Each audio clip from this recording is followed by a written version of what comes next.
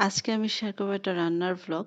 তো আজকে রান্না করব আমি শোল মাছ। মানে শোল মাছের রান্নার ভ্লগ ভিডিওটাই শেয়ার করব। আমি বাসায় যেভাবে আরকি শোল মাছ রান্না করি সেটাই। তো সেদিন আমি এক জায়গায় একটা লেখা পড়েছিলাম সেখানে অনেকে বলেছিল যে অনেকেই নাকি শোল মাছ খায় না। আবার অনেক মেয়েরা খায় না। এখন কেন খায় না তার ব্যাখ্যা আসলে আমি খুঁজে পাইনি। কারণ ছোটবেলা থেকেই আমি শোল মাছ খেয়ে এসেছি। যদিও এটা একদম আহামরি পছন্দের একটা মাছ তেমন না। তবে শোল মাছটা ভালোই লাগে। বিশেষ করে এই সময়টাতে। আর শোল মাছ অনেকভাবে রান্না করা যায়। আর এখন যেহেতু অনেক রকম সবজি পাওয়া যায় তো সবজি দিয়ে অনেকেই মাছের ঝোল করে। আবার লাউ দিয়েও অনেককে দেখি লাউ দিয়েও রান্না করে। আমার মনে হয় সবভাবে রান্না করে রান্নাটা যদি ভালোভাবে করা যায় তাহলে সব মাছই খেতে ভালো লাগে।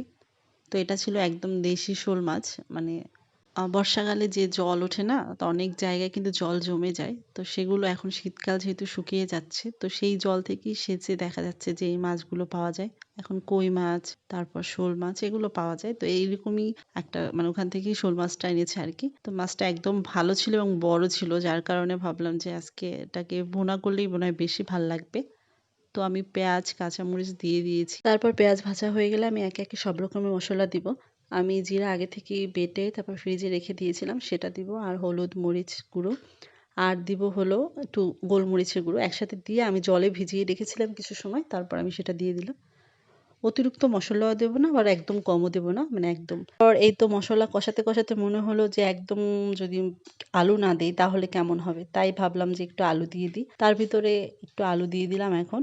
আলু দিয়ে ভালো করে কষিয়ে নিলাম। আমার মানে এই সময়ে মানে এই যে সিজনটা চলে তখন যে আলু খেতে আমার এত ভালো লাগে তো আমি সবকিছুতেই আলু আমার লাগবেই আরকি। তো ভুনা করতে যেয়েও আমি আলু দিয়ে দিলাম। তো ভালো করে আলুটা কষিয়ে তারপর আমি একটু জল দিয়ে দিব। বেশি জল দিব না।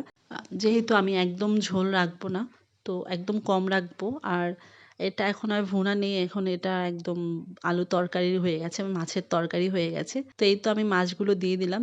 দিয়ে আমি বেশি সময় মানে যেহেতু জলটা ফুটে উঠেছে, তো আমি একটু জাল করে নেব। জাল নিয়ে তারপর আমি শেষে আরকি গরম মসলা এড করব। এর সাথে গরম মসলাটা খুব ভালো যায় আরকি। তো আমি আবার আজকে একটু অন্যরকম করার চেষ্টা করেছি। গরম মসলাও দিয়েছি, ধনেপাতাও দিয়েছি। দিয়ে এখন ২ টার ফ্লেভারই আসতেছে। ২ টার ফ্লেভার একসাথে হয়ে কেমন যেন একটা জগা খিচুড়ি হয়ে গেছে।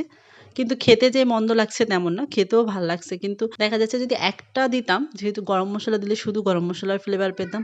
আবার যদি আমি ধনেপাতা দিতাম তাহলে শুধু ধনেপাতার ফ্লেভার পেতাম। কিন্তু এখন হয়ে গেছে অন্যরকম আরকি। দুটো মিলিয়ে একটা অন্যরকম স্বাদ হয়েছে। তো ভালোই লাগছে খেতে, একদম যে মন্দ লাগছে তেমন না। তবে আমার মনে হয় যে আমি আলাদা করে দিলে সবথেকে বেশি ভালো হতো দুটো একসাথে না দিয়ে। তো এই ছিল আজকে আমার একটা ছোট্ট ভ্লগ ভিডিও। কেমন লাগলো জানাবেন। আর আপনারা কিভাবে শোল মাছ রান্না করেন?